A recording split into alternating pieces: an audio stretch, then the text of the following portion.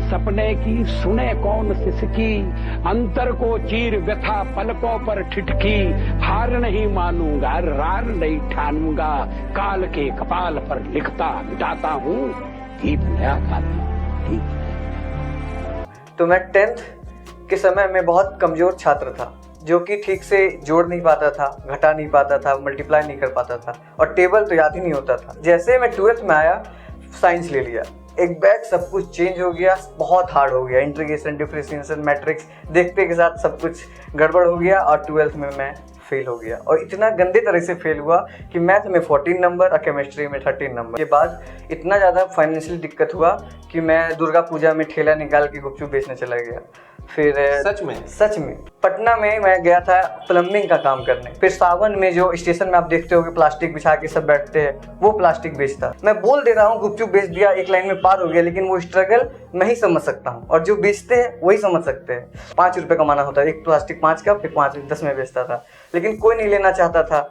और पानी पड़ रहा था, पूरा भींगा हुआ हूँ मैं। सावन का समय पूरा भींगा। एक प्लास्टिक बेचने पे कितना प्रॉफिट? 5 रुपए होता था। 5 रुपए एक प्लास्टिक पे? ओनली 5 रुपए रोड किनारे। वो पानी में ना बरसात में आंसू छुप गया था। ये स्टोरी पता है मम्मी को भी नहीं बताया कि उनको दुख होगा। नमस्कार दोस्तों, आप सबों का बहुत स्वागत है डेविड्स करियर हब के यूट्यूब चैनल पे। मैं सैंकी सर फिर से लेकर के आ गया हूँ मेरा सेगमेंट, जिसका नाम है सफल छात्रों से एक मुलाकात। तो इस कड़ी में मैं एक ऐसे सफल छात्र से आपको मिलाने वाला हूँ जिनकी कहानी एक ऐसी कहानी है। आपने अभी हाल ही में एक मूवी आई थी और आपने सब देखा भी होगा, 12th फेल। उस मूवी का कहानी एक IPS ऑफिसर और उनकी बीवी के ऊपर वो कहानी है कि कैसे उन्होंने 12th फेल करके अपना जर्नी एक चंबल के जंगलों से स्टार्ट किया और कहां से कहां पहुंच गए। तो उस मूवी से हमने एक चीज सीखा था, रीस्टार्ट। 12th फेल में बार बार ये चीज को सिखाया गया है, रीस्टार्ट। तो एक कहानी हमारे पास भी एक रीस्टार्ट की इसी तरह का कहानी है। तो देर ना करते हुए उस रीस्टार्ट 12th फेल की कहानी मैं आपके सामने लेके आ रहा हूं।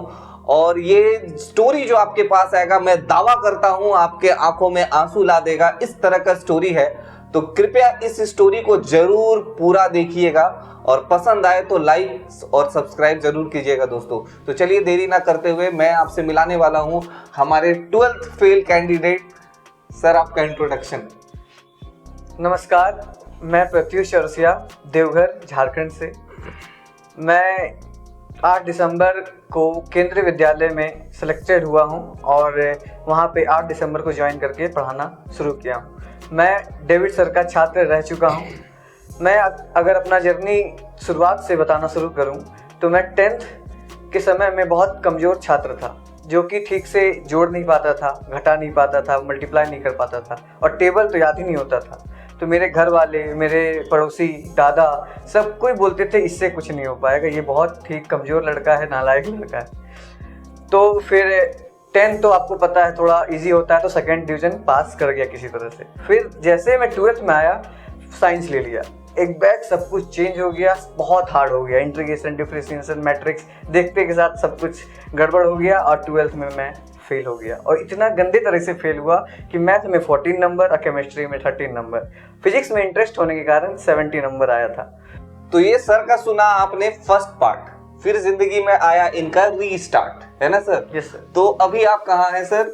मैं केंद्रीय विद्यालय आइजोल में पोस्टेड हूँ। केंद्रीय विद्यालय आइजोल में पोस्टेड। तो इस कहानी को थोड़ा रिवाइंड हम लेके जाते हैं। 12th फेल के बाद जिंदगी का रीस्टार्ट, और आज आप मिजोरम में केंद्रीय विद्यालय में पोस्टेड है। इस जर्नी को थोड़ा विस्तार से हमारे दर्शकों को आप समझाएं। 12th फेल होने के बाद मेरे एक भैया है जो डेविड सर पास पढ़ चुके थे केरल पॉइंट में, वो रेलवे ड्राइवर बन चुके हैं अभी। और उन्होंने सलाह दिया कि आप तुम जाके डेविड सर से पढ़ो। तो मैं छात्र वही था, सब्जेक्ट वही था, बस टीचर चेंज हुए। टीचर चेंज होते ही मेरे को चीज़ें समझ आने लगी, मेरे को इंटरेस्ट जगने लगा। और सर ने एक टेस्ट अनाउंस किया था कि जो भी इस टेस्ट में फर्स्ट होगा उसको 500 मिलेगा, सेकंड होगा 200 मिलेगा, थर्ड होने पे 100 रुपये मिलेगा। मैं उसके लिए इतना मेहनत किया और 500 के क्लास में मैं अकेला बंदा था जो 30 आउट ऑफ 30 मार्क्स लाया और सर ने मेरे को 500 रुपये का गिफ्ट दिया। और उसके बाद सर ने, हमारे यहाँ का एक ट्रेडिशंस है, हमारे डेविड सर के यहाँ का एक ट्रेडिशंस है, और ये मैं दावा के साथ बोल सकता हूँ जितने भी बच्चे डेविड सर के पास पढ़े हैं तो वो जानते होंगे उस 500 का कीमत। वो 500 जिस भी बच्चे ने जीता है, मैं ये दावा करता हूँ वो बच्चा आज कहीं ना कहीं पोस्टेड है। ये मैं लिख के देता हूँ, आप पता कर लो कि जो भी बच्चा वो 500 रुपया जीता है सर के टेस्ट में, और वो बच्चा वही 500 रुपया के लिए, हमारे यहाँ वो सपना होता था वो 500 रुपया, वो 500 रुपया देखने में एक छोटा सा अमाउंट लगता है, लेकिन वो जिंदगी में इतनी बड़ी चीज दे के जाती है जिसकी आप कल्पना भी नहीं कर सकते। तो वो 500 रुपया आपकी जिंदगी में कैसे बदलाव लाया? वो मेरे को आश्चर्य लग गया। जो बच्चा को कमजोर समझा जाता था और मेरे सबकॉन्शियस माइंड में सेट हो चुका था कि मैं कमजोर ही हूँ, बट यहाँ आने के बाद सफ़र चेंज हो गया और मैं पूरे 500 के बच्चों में मैं अकेला टॉप किया था। उसके बाद एक दिन सर के क्लास में इनकम टैक्स ऑफिसर सर आए थे, उन्होंने बताया था, मोटिवेट किया था हमें। उसी दिन मैं डिसाइड कर लिया था कि मैं कुछ करूँगा और इस स्टेज में आकर के एक बार इंटरव्यू जरूर दूंगा और बच्चों को मोटिवेट करूँगा। तो टीचर के पढ़ाने के तरीके से आपको टीचर बनने का प्रेरणा कैसे मिला सर? सर डेविड सर का टीचिंग स्टाइल मेरे को इतना ज़्यादा पसंद आने लगा। मैं जहाँ पे रहता तो मेरा मामा घर कतरास में है, वहाँ ग्रुप बने जो बच्चे मेरे लेवल पे ही थे, मैं वहाँ पे मैथ पढ़ाने लगा। जो सर पढ़ाते थे उन्हीं के स्टाइल में पढ़ाने का कॉपी करता था। जैसे सर बोलते हमेशा क्लास में सारा ध्यान बोर्ड पे, तो अगर हम लोग का ध्यान इधर उधर भी रहता था तो जैसे सर बोलते थे सारा ध्यान बोर्ड पे आ जाता था। वो यूज अभी भी मैं करता हूँ केंद्रीय विद्यालय में। और वहाँ पे जब दोस्तों को पढ़ाने लगा मैथ तो वो अप्रिशिएट करने लगे कि तुम बहुत अच्छा पढ़ाते हो।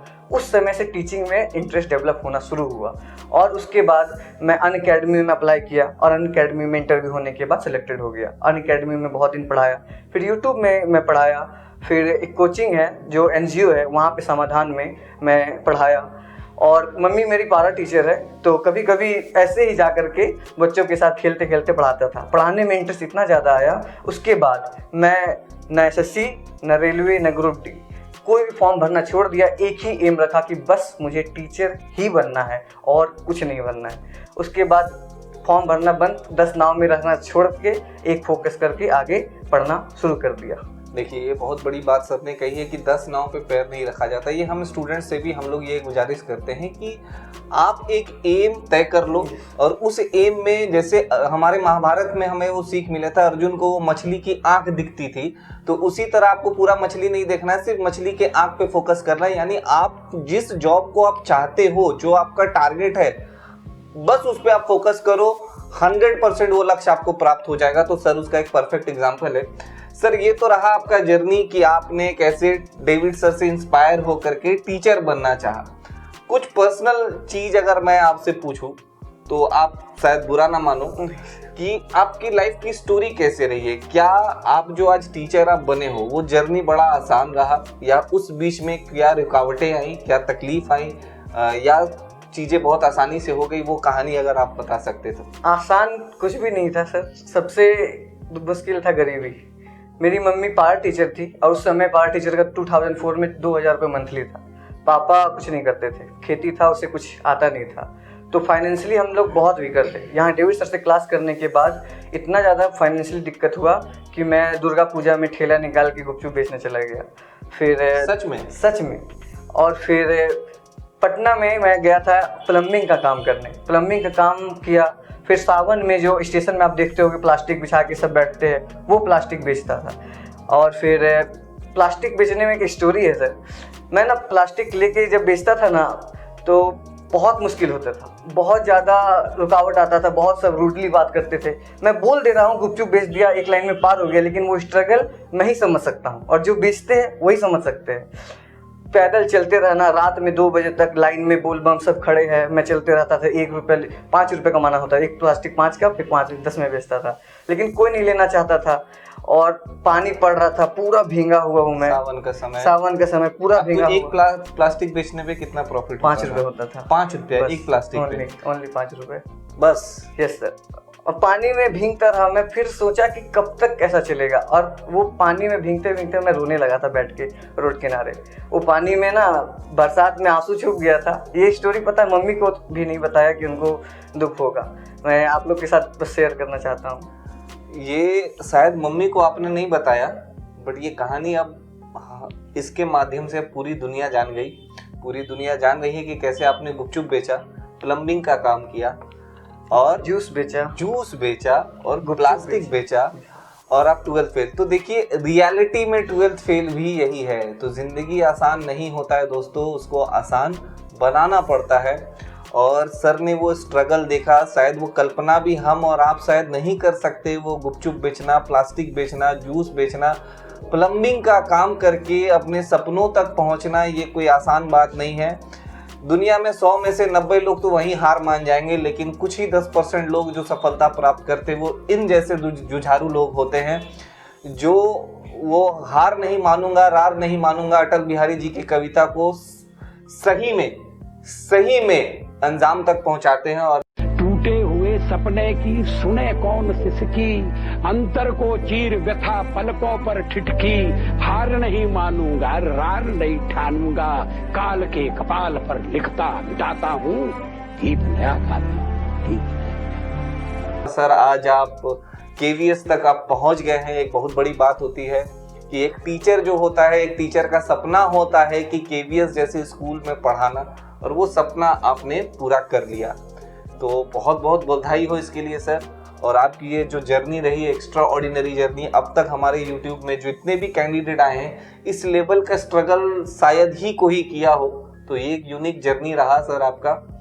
और मैं एक चीज़ आपसे पूछना चाहता हूँ, जो तकलीफ था तो उस तकलीफ का हम कल्पना भी नहीं कर सकते। अब जब आप पीछे मुड़ करके देखते हो तो आप क्या फील करते हो, या आपको वो जर्नी कैसा लगता है? जब मैं पीछे मुड़ के देखता हूँ तो लगता है लाइफ का हर इंसिडेंट काम आता है।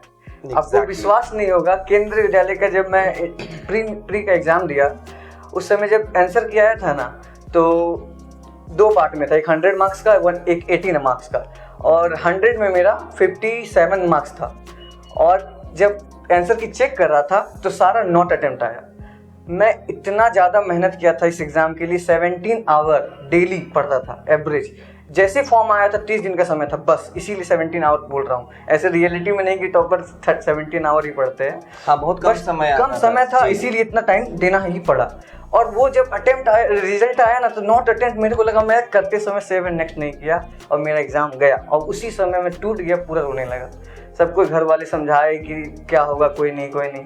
बट फिर से आंसर किया, अपलोड हुआ, देखा सबके साथ वो प्रॉब्लम हो रहा है। तब जाकर के मेरा उधर 57 ही मार्क्स आ रहा था 100 में, और इधर 80 मार्क्स में 76 मार्क्स आया। और उसकी वजह से ऐड होकर के मैं कटअप के अंदर आया। और जब इंटरव्यू के लिए जब गया ना, इंटरव्यू में एक क्वेश्चन था कि आपने टीचिंग क्यों चूज़ किया। तो मैं उस समय रियल इंटरव्यू में डेविड सर का नाम लिया कि डेविड सर के वजह से ही मेरे को टीचिंग में इंटरेस्ट आया, और वही है जो मेरे को चेंज किए। बहुत उसके बारे में, उनके सर के बारे में बताया, और आगे बहुत कुछ बात हुआ इंटरव्यू में। कोई नहीं दोस्त, होता है, यही जर्नी है। देखिए सर भावुक हो रहे हैं, तो वो भावुक होने के पीछे रीज़न है। जब आप बहुत कष्ट से किसी चीज़ को आप पाते हैं ना, तो उस चीज़ का वैल्यू समझ में आता है। ज़िंदगी सबके साथ एक जैसा बर्ताव नहीं करती। आपने ये 12th फेल की स्टोरी में भी देखा, और हमारे यहाँ भी 12th फेल का एक स्टोरी ऐसा रहा। शायद बार बार बोल रहा हूँ 12th फेल, तो शायद कोई बुरा मान ले, लेकिन ये कोई शर्मिंदगी वाली बात नहीं है। इससे सीखने वाली बात है, मोटिवेट होने वाली बात है कि ज़िंदगी आपको स्टॉप करती है और आपका काम है रीस्टार्ट करना। और यही रीस्टार्ट सर ने भी किया, और रीस्टार्ट करते हुए आज सर कहाँ से कहाँ पहुँच गए। तो ज़िंदगी में एक इतना बड़ा बदलाव आया, सपना पूरा हुआ। आपके मम्मी पापा का क्या रिएक्शन था जब आपका मम्मी पापा बहुत ज़्यादा खुश हुए। अभी सब मेरा इस जर्नी में ना, अगर मैं बोलूँगा सपोर्ट कौन किया, तो फैमिली। मेरे मामा बचपन से लेके आज तक सपोर्ट करते आए हैं, और उन्हीं का पैसा की वजह से मैं दिल्ली जा पाया था पढ़ने। और फूफा, उन्हीं के पैसे, अपने पैसे से उन्होंने DLED करवाया मुझे। और मम्मी तो मेरा सबसे बड़ा मोटिवेशन की कारण ही थी कि मम्मी जब देखता था, बहुत पुराना मिट्टी का घर था, उसमें चूल्हा फूकते रहती थी। उस समय मेरा मोटिवेशन था कि मम्मी को बहुत अच्छा से रखना है। वो मोटिवेशन का कारण मेरी माँ थी। और फैमिली कोई भी रहे, मेरे बिक्की भैया IIT दिल्ली से IIT किए, वो कभी भी पीछे नहीं हटे सपोर्ट करने में, पैसे फाइनेंशियली सपोर्ट। मैं फ़्लाइट में कभी नहीं बैठा था, मेरा जब पोस्टिंग हुआ तो विक्की भैया ने मेरा अपना पैसा लगा के 25,000 रुपये का फ़्लाइट टिकट कटा करके मेरे को वहाँ भेजा, और आने जाने का अभी भी टिकट का पैसा वही दिए। और रिटर्न का कोई एक्सपेक्टेशन कोई नहीं रखता है कि बस मदद करते हैं, मामा मौसी कोई रिटर्न नहीं मांगा आज तक, हेल्प बहुत की। इसी को तो परिवार कहते हैं, है ना, इसी को परिवार कहते हैं। किसी के परिवार दुख में खड़े रहते हैं, किसी के दोस्त, तो वो भी परिवार ही है। दोस्त को भी मैं परिवार ही मानता हूँ, क्योंकि जो ज़रूरत पे खड़ा रहे वही तो असली परिवार है। और आपके परिवार ने आपको सपोर्ट किया, ये बहुत बड़ी बात है। और आप जो कभी सर ने एसी ट्रेन में भी सफ़र नहीं किया होगा, सर डायरेक्ट फ्लाइट पे चढ़े, तो वो भी एक अपने आप में स्टोरी रहता है। तो आज हम लोग को बहुत गर्व महसूस होता है, हमारे पूरे डेविड्स करियर हब को एक गर्व महसूस होता है कि स्टूडेंट्स तो बहुत आते हैं हमारे यहाँ, बहुत रिजल्ट होता है, कुछ कुछ स्टोरी ही इनके जैसा रहता है। वो कहते हैं ना कि बहुत कम 12th फेल में भी आपने देखा कि IAS तो बहुत बनता है, लेकिन बहुत कम मनोज सर जैसा बनता है। तो बहुत कम ऐसे स्टूडेंट्स भी सफलता को प्राप्त करते हैं। तो सर जैसे आपका सिलेक्शन हो गया है, आप एक सक्सेसफुल पायदान पे आप पहुंच गए, आप अपने बाद वाले जनरेशन जो अभी तैयारी कर रहे हो उनको कुछ सजेशन देना चाहोगे? जो आपका स्ट्रैटेजी रहा पढ़ाई पे वो कुछ आप शेयर करना चाहोगे तो ज़रूर, इससे बहुत मदद मिलती है हमारे बच्चों को। अभी तक आपने जितना भी स्टोरी सुना तो आपको समझ आ गया होगा मैं बहुत फाइनेंशियल वीकर भी था और पढ़ाई में भी वीकर था। तो मैं आपको एक ही चीज़ बोल सकता हूँ कि अगर मैं कर सकता हूँ तो कोई भी कर सकता है। और स्ट्रैटेजी की बात होती है तो आप लोग ना कंफ्यूज बहुत होते हैं। जैसे कि SSC आया तो SSC की तैयारी करने लगे, रेलवे आया SSC छोड़ दिए, रेलवे तैयारी करने लगे, फिर दरोगा आया, दरोगा की तैयारी करने लगे। आपको ना गवर्नमेंट जॉब का तैयारी करना है ना, तो आपको सिलेबस पे ध्यान देना है कि आपको दिमाग में रहना चाहिए मेरे को मैथ पढ़ना है, और मैथ ऐसा पढ़ना है कि धरती में कोई भी एग्जाम आ जाए सब सही बना के आएंगे। बहुत बड़ी बात बोली सर ने कि ये अक्सर ये बच्चे गलती करते हैं कि मौसमिया छाता की तरह ये ओपन होते हैं कि छाता धूप लग रहा है तो छाता ले लिए, अब बारिश आया तो छाता ले लिए। तो जब वो बारिश बंद हो जाता है ना तो वही छाता बोझ बनने लगता है, वही धूप जब नर्म पड़ जाता है तो छाता बोझ बनने लगता है। तो यही स्टूडेंट्स के साथ भी होता है। तैयारी करो अपने एम को लेकर के और सब्जेक्ट पे फोकस करो कि कौन सा सब्जेक्ट पे, ये नहीं कि SSC है कि रेलवे है कि KVS है। अब मैथ पढ़ रहे हो तो मैथ को इतना, बहुत बड़ी बात बोली कि मैथ को ऐसे घोर के पी जाओ कि भाई किसी भी एग्जाम्स में मैथ पूछ दे तो मैं मैथ के एग्जाम्स में सफल हो जाऊं। तो आपके KVS के एग्जामिनेशंस में भी जो मैथ्स वगैरह हुआ उनमें इनको यही पढ़ा हुआ मैथ्स वहाँ पर भी आंसर को आया। तो वही चीज़ होता है, यही चीज़ सर ने भी बोला। और सर कुछ स्ट्रैटेजी जो आप बनाए हो? पढ़ाई में ना सबसे पहला इम्पोर्टेंट है ऑनेस्टी। सब धोखा देते हैं, खुद को ही धोखा देते हैं, फैमिली को देते ही खुद को भी देते हैं। और मैं भी वैसा ही करता था कभी कभी। मोबाइल, सबसे प्रॉब्लम मोबाइल का शॉर्ट्स है आजकल। पढ़ाई में ऑनेस्टी होना चाहिए एकदम कि मेरे को करना है, डेडिकेशन सबसे इम्पोर्टेंट, कि अगर मेरा गोल एक है तो उसके पास पहुंच के रहूँगा। अगर SSC एग्जाम्पल में बस 4 ही सब्जेक्ट है, मैथ, रीजनिंग, इंग्लिश, GK, बस, तो कमांड इसी पे करना है। अगर मैथ लेके बैठे तो मैथ अच्छे से करना है, इंग्लिश लेके बैठे इंग्लिश अच्छे से करना है। सब्जेक्ट पे ध्यान दो, रिजल्ट ऑटोमेटिक आएगा। और केंद्रीय विद्यालय का मैं रिजल्ट जैसे बताया आपको, 18 में 76 आया था। तो मेरा मैथ था, उसमें EVS था, रीजनिंग था और हिंदी था। इन चारों में 19 सब में था। मैथ में 19, इंग्लिश में 19, EVS में 19, रीजनिंग में 19। तो सब्जेक्ट पे कमांड किया था, इसीलिए 100% एक्यूरेसी के साथ बना गया।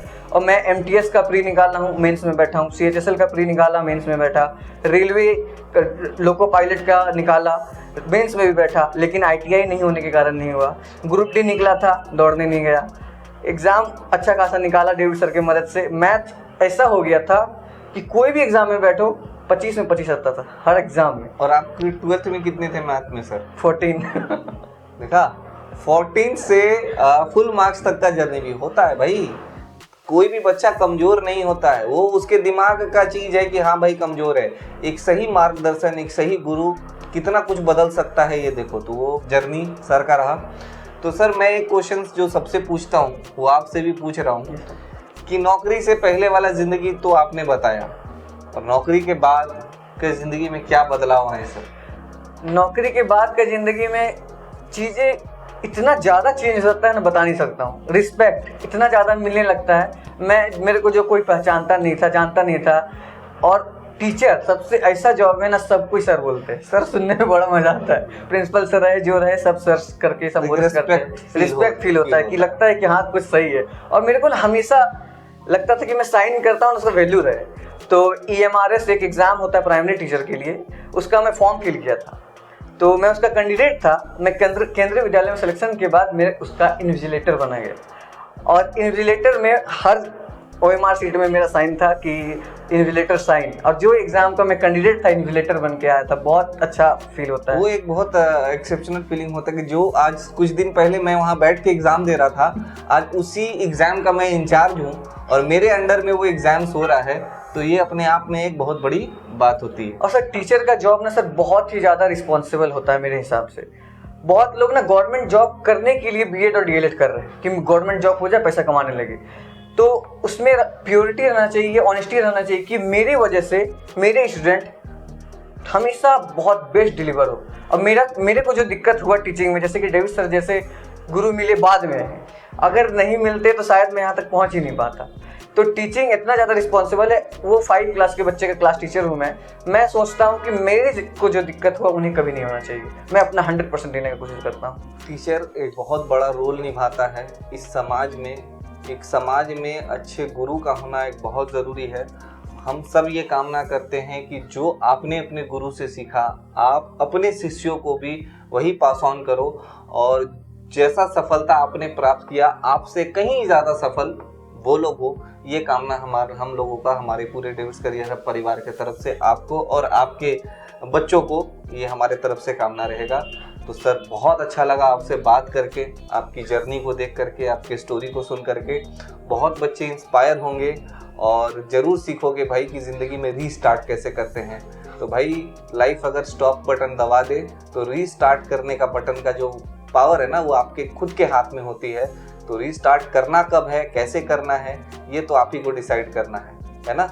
तो चलिए दोस्तों, अगर एक लाइन बोलना चाहूँगा सर, जैसे आपने बोला रीस्टार्ट करना, तो मैं अभी सोचता हूँ ना, आदमी को वही मिलता है जहाँ पे रुक जाता है। इसीलिए मेरा जर्नी अभी भी स्टॉप नहीं हुआ है। मैं फिर से रीस्टार्ट करूँगा और नेक्स्ट अटेम्प्ट UPSC का होगा। बहुत बढ़िया। जो रिजल्ट हो ना हो, लेकिन मैं उस पर कोशिश जरूर करूँगा। एकदम कीजिए सर। हम सब फिर से आपके पास आएंगे और फिर एक इंटरव्यू वीडियो बनाएंगे। बिल्कुल सर। और फिर वो UPSC का हम लोग चाहते हैं, हम सब की दुआएं आपके साथ है, हमारे दर्शकों की भी ब्लेसिंग आपके साथ है। आप आगे बढ़ें और हम लोग चाहते हैं, हमारे लिए भी ये गर्व की बात होगी, आप UPSC आप अपना सपना जरूर पूरा करें, कि नहीं? तो चलिए इसी के साथ हम ये एपिसोड को ख़त्म करते हैं और आशा करते हैं ये स्टोरी आपको अच्छा लगा हो। अगर अच्छा लगा हो दोस्तों यार, एक लाइक सब्सक्राइब तो ज़रूर बनता है, कर दो। और तब तक के लिए धन्यवाद।